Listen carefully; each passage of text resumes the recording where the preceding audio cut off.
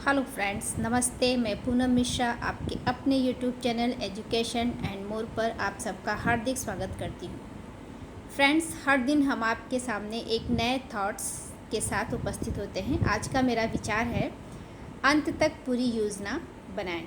अगर आप किसी भी कार्य में सफल होना चाहते हैं तो अंत तक अपनी पूरी योजना बनाएं। अंत ही सब कुछ है। अंत तक पहुँचने की पूरी योजना बनाएं। उन सभी संभावित परिणामों, बाधाओं और किस्मत के उतार चढ़ावों पर विचार करें जो आपकी कड़ी मेहनत पर पानी फेर सकते हैं और उसका श्रेय दूसरे को दे सकते हैं। अंत तक ही योजना बनाने से आप परिस्थितियों के शिकार नहीं होंगे और यह जान जाएंगे कि कब रुकना है।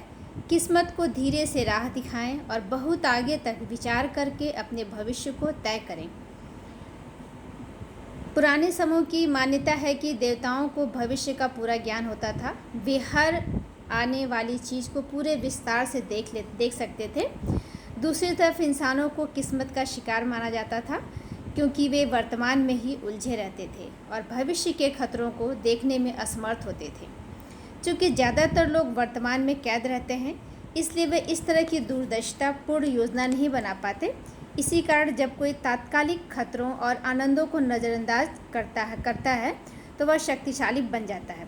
घटनाएं होने पर प्रतिक्रिया करना स्वाभाविक मानवीय गुण है। घटनाओं को पहले से ही भांपकर योजना बनाना शक्ति की निशानी है।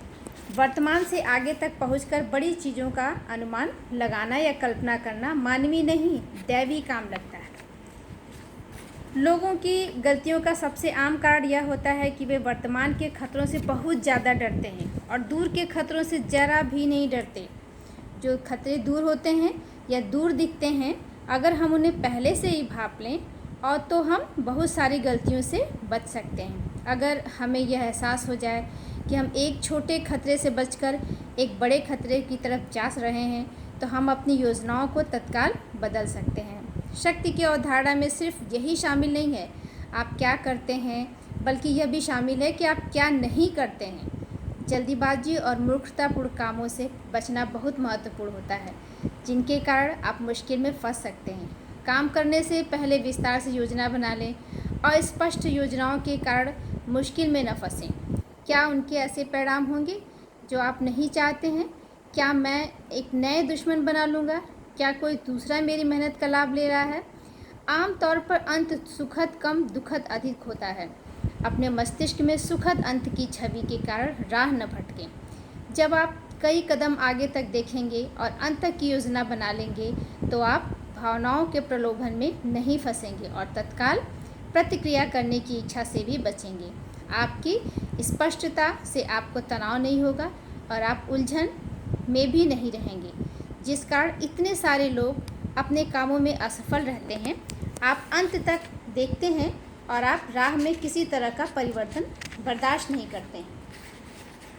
खुद को मुसीबत से बाहर निकालने के बजाय यह ज़्यादा आसान है कि मुसीबत के अंदर जाया ही न जाए।